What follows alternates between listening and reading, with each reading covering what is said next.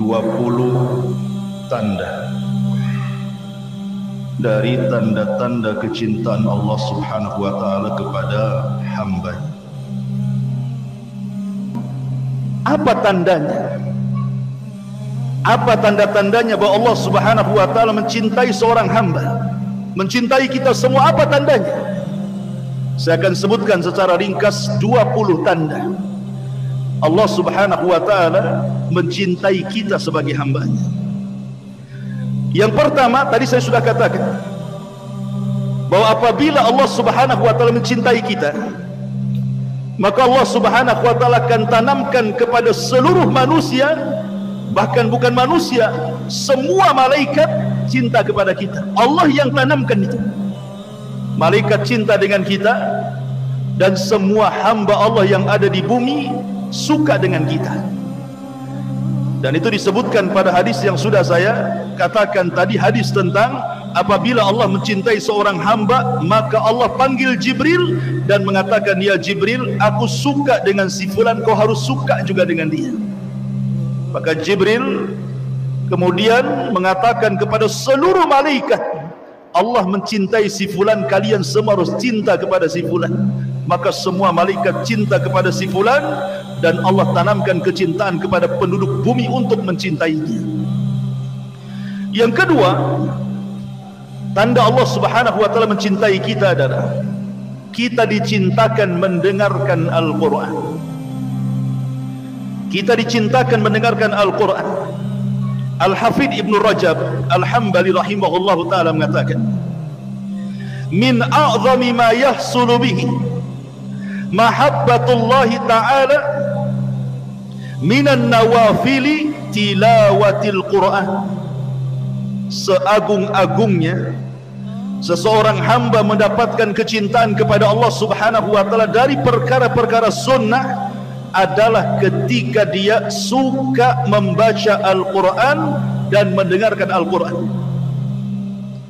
Terkadang orang membaca Al-Quran pada waktu-waktu tertentu mungkin kurang berasa, tapi ketika mendengarkan Al-Quran dengan suara yang baik, yang indah, penuh dengan tajwid, tahsin, dan juga baiknya makharijul huruf, ternyata baru terasa ke hati.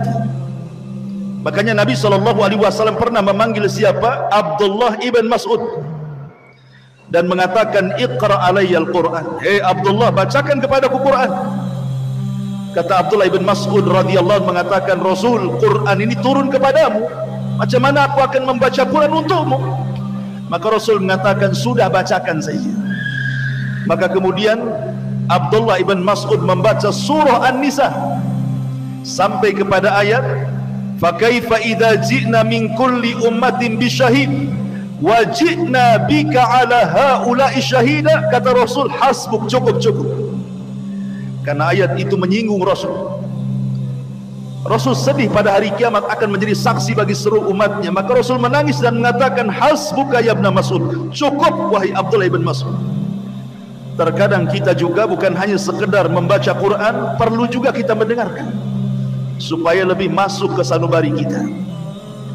Kemudian yang ketiga, takabbul an-nushi wa amalun bisunnati. Mudah menerima nasihat dan mudah untuk mengamalkan sunnah Nabi. Tanda Allah Subhanahu wa taala cinta kepada kita, maka kita mudah menerima nasihat dan mudah melaksanakan sunnah Nabi. Syekhul Islam Ibn Taimiyah rahimahullahu ta'ala pernah mengatakan, di zaman Rasul ada orang-orang yang mengklaim, mengaku cinta kepada Allah. Jadi ada sekelompok orang, kata Syekhul Islam, di zaman Rasul ngaku-ngaku cinta kepada Allah. Maka Allah Subhanahu wa ta'ala uji mereka dengan menurunkan surah Al-Imran 31. Qul, katakan ya Muhammad kepada mereka, in kuntum tuhibbun Allah, kalau kalian betul-betul mencintai Allah, fattabi'uni, ikuti sunnahku, yuhibbukumullah, maka Allah pasti cinta kepada kalian. Kalau seseorang kemudian mengklaim mencintai Allah, tiba-tiba kemudian dia berlaku bid'ah, menyelisih sunnah Nabi SAW, maka itu bukan tanda Allah sayang dengan dia. Karena tanda cinta Allah dengan kita itu kalau kita suka dengan sunnah Nabi. Karena syarat meraih kecintaan Allah itu adalah dengan cara mengikuti sunnah Nabi SAW. Karena kecintaan tidak bisa hanya di lisan saja, tapi kecintaan itu harus dari lubuk hati yang paling dalam, kemudian dipraktekkan lewat lisan dan badan kita. Abu Talib, orang yang sangat mencintai Nabi. Siapa yang lebih berjasa dalam perjuangan dakwah Nabi melebihi Abu Talib juga? Abu Talib itu menyerahkan nyawanya untuk membantu Nabi karena sayangnya dengan Nabi. Tetapi apakah cintanya Abu Talib bermanfaat? Tidak juga. Abu Talib tetap masuk neraka walaupun mendapatkan syafaat khusus Nabi, dan dia tidak pernah keluar dari neraka, tetapi azabnya diringankan gitu saja. Cinta Abu Talib tertolak dan tetap harus masuk neraka. Kenapa? Karena Abu Talib tidak pernah masuk Islam. Kemudian juga sebaliknya orang-orang munafik di zaman Nabi SAW, Abdullah ibn Ubay ibn Salul dan juga gerombolannya, orang-orangnya, mereka berpura-pura cinta di hadapan Rasul. Lisannya mengatakan, ya Rasulullah, inni uhibbuk, saya cinta dengan kamu, tapi hatinya penuh dengan kebencian. Masuk surga? Tidak. Allah turunkan kepada Abdullah ibn Ubay ibn Salul, innal munafikina fi darkil asfali minan nar. Orang-orang munafik itu akan diletakkan di intip neraka yang paling dalam. Percuma kecintaannya, karena kecintaan kepada Allah Subhanahu wa ta'ala mengharuskan kecintaan kita kepada Rasul, dan kecintaan kita kepada Rasul mengharuskan mencintai sunnah-sunnahnya dan membenci orang-orang yang menyelisih sunnahnya. Kemudian yang keempat, tanda Allah cinta dengan kita, maka pasti Allah akan memberikan ujian kepada kita. Karena bagaimanapun seseorang itu kan harus diuji. Seperti Anda punya murid-murid, apakah orang ini cerdas atau orang ini bodoh, kita uji. Maka Allah Subhanahu wa ta'ala juga sama. Apakah kecintaan Anda itu shadiq, jujur, ataukah kecintaan Anda ini hanya dusta saja? Maka Allah uji dengan berbagai macam bala, ujian. Terkadang diuji dengan sakit, terkadang diuji dengan ekonomi, diuji dengan keluarga, diuji dengan manusia, diuji dengan macam-macam ujian. Makanya Allah mengatakan, innallaha idza ahabba 'abdan ibtalahu. Allah kalau suka dengan hamba, Allah uji dia. Allah uji dia, apakah dia sabar atau tidak. Kalau dia sabar, berarti memang dia dicintai Allah Subhanahu wa ta'ala. Kalau tidak sabar, maka dia belum meraih kecintaan Allah. Karena lanjutan hadisnya Rasul mengatakan, faman radiya falahu ridha wa man sakhita falahu sukhtu.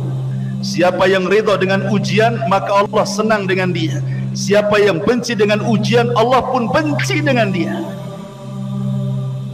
Ma'asyiral muslimin yang dimuliakan Allah Azza wa Jalla, Nabi ketika pulang dari Taif, bayangkan 18 kabilah berkumpul di Mekah sepeninggal Abu Talib dan Khadijah yang disebut dengan Amul Hazni, tahun kesedihan. Rasul diancam, berani kau berdakwah terang-terangan, kami bunuh. Akhirnya Nabi SAW terpaksa harus hijrah ke Taif, mencari lahan baru untuk berdakwah.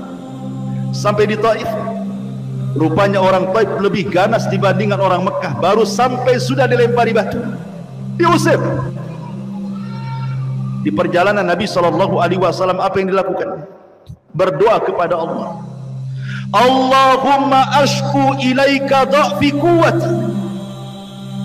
Ya Allah, aku mengadu kepadamu atas kelemahanku dan atas sedikitnya kemampuanku untuk mendakwai mereka. Yang ingin saya katakan, akhir daripada doa Nabi SAW, illam takun alayya sakhatun fala ubali. Ya Rabb, jika perlakuan orang-orang Taif yang melempari aku itu, jika perlakuan orang Taif yang mencaci maki aku, yang mengusir aku bukan bagian daripada azab yang kau timpakan kepada aku, tidak ada masalah. Silahkan orang mau melempari aku, mencaci maki, merendahkan, mengusir, silahkan, asal ini bukan dalam bentuk azabmu kepada aku. Saya tidak peduli. Yang jelas rahmat masih luas diberikan kepada aku. Kalau orang mendapatkan ujian, dia bicara seperti itu, tenang ikhwan. Anda diuji dengan ekonomi, Anda diuji dengan penyakit, Anda diuji dengan keluarga, Anda katakan kepada Allah, ya Rabb, kalau ujian ini bukan azab, nggak ada masalah, silahkan kau uji aku. Tapi kalau ujian ini azab, na'udzubillah, kita berlindung kepada Allah subhanahu wa ta'ala. Kemudian yang nomor 5, husnul khatimah. Tanda Allah subhanahu wa ta'ala cinta kepada kita, maka Allah akhiri kehidupan kita dengan kehidupan yang baik. Kemudian yang nomor 6, tanda Allah subhanahu wa ta'ala cinta kepada kita, maka kita akan berlaku zuhud. Tahu zuhud? Kata Hasan Al-Basri rahimahullahu ta'ala, zuhud itu artinya meletakkan kekayaan di tangan, tidak meletakkan dunia di hati. Kata Hasan Al-Basri, saya ulangi, makna zuhud itu artinya meletakkan dunia di tangan kita, tidak meletakkan dunia di hati kita. Jadi dunia itu hanya sebatas di tangan. Terkadang dia datang ke tangan, dia pergi dari tangan, dia tidak pernah masuk dalam hati. Ketika kemudian kita bisa melakukan keyakinan seperti ini, bahwa dunia itu hanya di tangan, maka apabila datang dunia ke tangan, kita tidak terlalu senang. Apabila dunia pergi dari tangan pun, kita tidak terlalu sedih. Kenapa? Karena tidak masuk dalam hati. Dunia itu hanya berpindah-pindah tangan saja. Itulah zuhud artinya. Dan Nabi SAW pernah ditanya, ya Rasulullah, tunjukkan kepadaku amalan yang bisa Allah cinta dengan aku dan manusia pun cinta dengan aku. Maka sahabat mengatakan pertanyaan seperti itu, kata Rasul, izhad fid dunya yuhibbukallah, wazhad fima indan nas yuhibbukan nas. Zuhudlah terhadap dunia, Allah cinta dengan kamu. Zuhudlah kepada manusia, manusia cinta dengan kamu. Kemudian yang nomor 7, mahabbatu liqa Allah, berusaha untuk rindu berjumpa dengan Allah. Perjumpaan kita dengan Allah itu 4 kali, 2 di dunia dan 2 di akhirat. Ingat, perjumpaan kita dengan Allah itu 4 kali, 2 di dunia dan 2 di akhirat. 1, saat Anda sholat. Ketika kita sholat itu kita sedang berjumpa dengan Allah. Mana dalilnya? Allah mengatakan dalam Al-Quran, wa innaha lakabiratun illa alal khashi'in alladzina yadhunnuna annahum mulaqu rabbihim. Sesungguhnya sholat itu berat kecuali bagi orang-orang yang khusyuk. Siapa orang yang khusyuk? Orang yang yakin dia sedang berjumpa dengan Allah. Ini perjumpaan yang pertama. Perjumpaan yang kedua, saat ruh dicabut. Saat ruh kita dicabut, kemudian dibawa oleh malaikat, rusulul maut, dibawa ke langit pertama, ketiga, keempat, sampai ketujuh, kemudian berjumpa dengan Allah. Kemudian Allah katakan, kembalikan ruhnya ke dalam jasad, naikkan catatannya sampai ke Iliyin. Kemudian yang ketiga, saat berada di padang mahsyar, wa jaa rabbuka wal malaku saffan saffah. Rabb datang, malaikat bersaf-saf. Disitulah kita akan berjumpa dengan Allah. Dan yang paling terakhir, berjumpanya kita dengan Allah kelak di sorga. Kita mampu memandang wajah Allah, dan itu nikmat yang paling besar, melebihi nikmat sorga itu sendiri, memandang wajah Allah subhanahu wa ta'ala. Lalu apa maknanya? Hadis Nabi SAW, man ahabba liqa Allah ahabba Allahu liqa'ah. Siapa yang senang berjumpa dengan Allah, Allah senang berjumpa dengan dia. Siapa yang benci berjumpa dengan Allah, Allah benci berjumpa dengan dia. Aisyah radhiyallahu anha bertanya kepada Nabi SAW, apa maksudnya? Maka Nabi SAW mengatakan, seorang mukmin apabila dihabar gembirakan dengan rahmat Allah, dengan keridhaan Allah, dengan surga Allah, apabila seorang mukmin ini diingatkan tentang surga, tentang rahmat, tentang redha, maka dia senang ingin berjumpa dengan Allah. Kapan saya meninggal, kapan saya berjumpa dengan Allah? Tapi orang kafir, kalau diingatkan dengan perkara-perkara tersebut, maka dia tidak suka, maka Allah pun tidak suka dengan dia. Atau dengan kata lain, kata para ulama, kalau seandainya kehidupan kita ini kita investasikan untuk akhirat, umpamanya di dunia kita diluaskan rezekinya, saya ingin membangun rumah di akhirat, dia bangun masjid di dunia. Dia ingin membangun taman-taman di sorga, dia pun perbanyak zikir di dunia. Dia pun ingin mendapatkan istana-istana di sorga, dia pun membaca amalan-amalan yang bisa membangunkan istana untuk kita di sorga. Maka saat kematiannya, dia akan cinta berjumpa dengan Allah. Kenapa? Karena dia sudah investasi di sorga, dia ingin mengambil keuntungannya. Tapi kalau orang ini kemudian investasinya di dunia, tidak ada hartanya diinfakkan ke yang lainnya, hanya untuk poya-poya, bangun rumah besar-besar, beli kendaraan mewah-mewah, tidak ada untuk ibadah sedikit pun, maka saat kematiannya dia akan benci berjumpa dengan Allah. Kenapa? Karena dia harus meninggalkan rumahnya, meninggalkan kebunnya, meninggalkan mobilnya, meninggalkan ATM-nya, meninggalkan macam-macam. Akhirnya tidak mau pergi dia, tapi tetap dia pun harus mati. Ini yang ketujuh. Yang kedelapan, at-taufiq ila amalin salih. Tanda Allah cinta kepada kita, Allah berikan taufik kita ini rajin beramal saleh, mudah qiyamul lail, mudah sedekah, mudah baca Quran, mudah thalabul ilmi, dimudahkan oleh Allah segalanya. Tidak malas dalam beribadah. Sebagaimana Nabi SAW mengatakan, idza ahabballahu 'abdan assalahu. Apabila Allah mencintai seorang hamba, maka Allah akan berikan kenikmatan kepadanya. Sahabat bertanya, apa maksudnya kenikmatan itu wahai Rasul? Maka Rasul mengatakan, yuwaffiq lahu amalan salihan. Maka Allah berikan taufik untuk mudah mengamalkan amal saleh. Kemudian yang nomor 9, hubbu dzikrillahi azza wa jalla. Tanda Allah cinta dengan kita adalah ketika kita banyak menyebut nama Allah.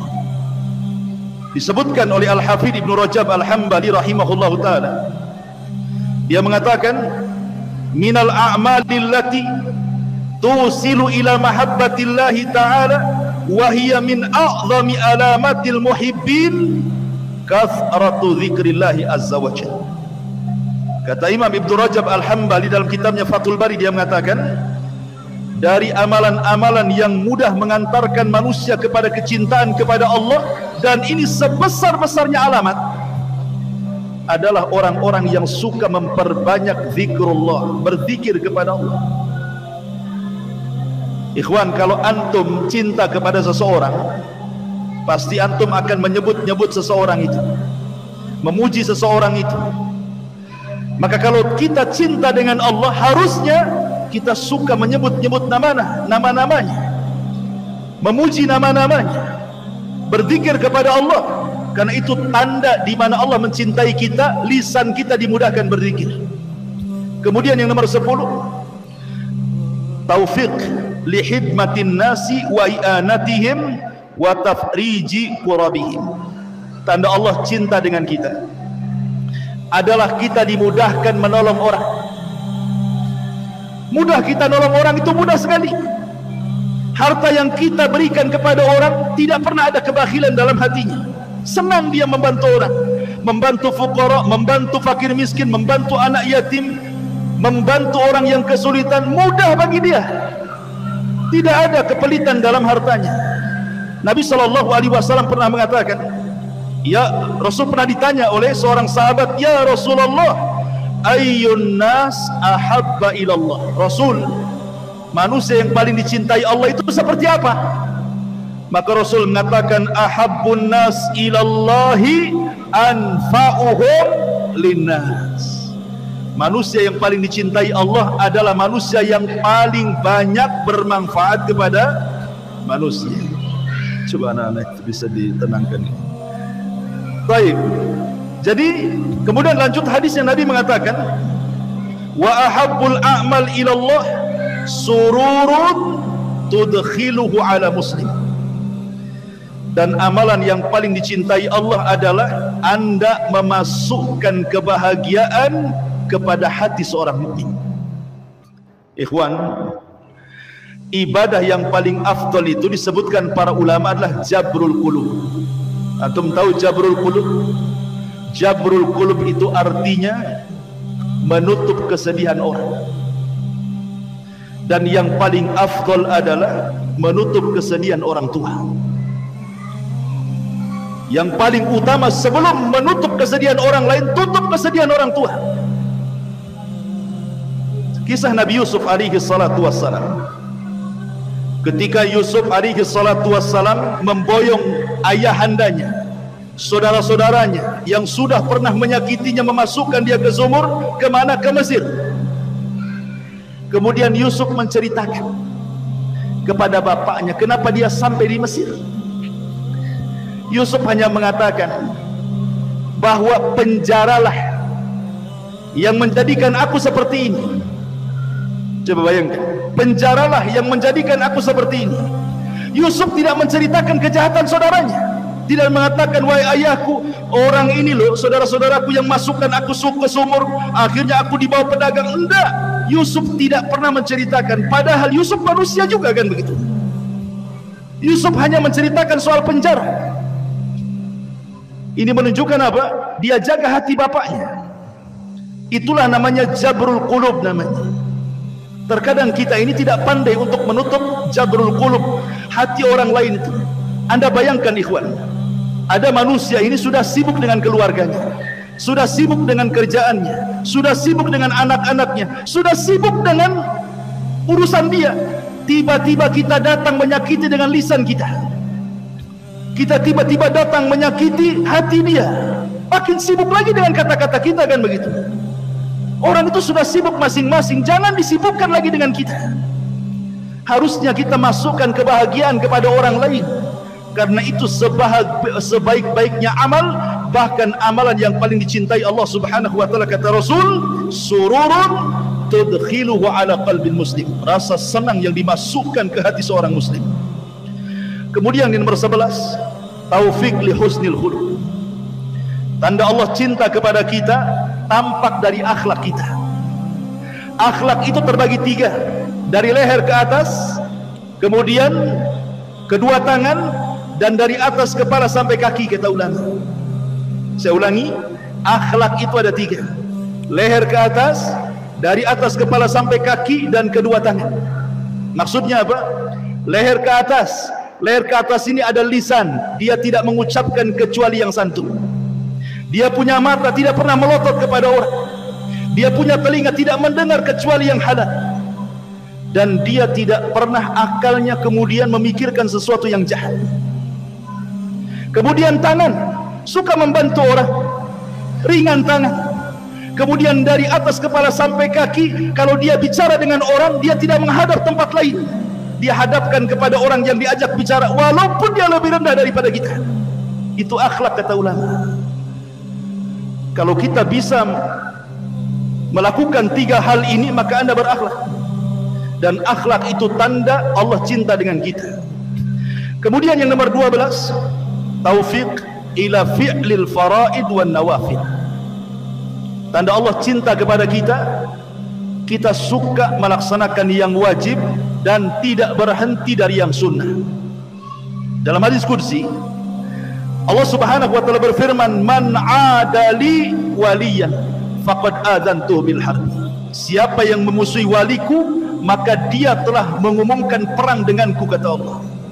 Kemudian kata Allah dalam hadis qudsinya, "Wa ma taqarraba 'abdi bi syai'in ahabbu ilayya mimma aftaradtuhu alaihi wa ma yazalu abdi yataqarrabu bin nawafil hatta uhibbahu fa idza ahbabtuhu kuntu sam'ahu alladhi yasma'u bihi wa basarahu alladhi yabsiru bihi wa yadahu allati yabtishu biha wa rijlahu allati yamshi biha wala in sa'alani la utiyanna wala in ista'adhani la uidhanna.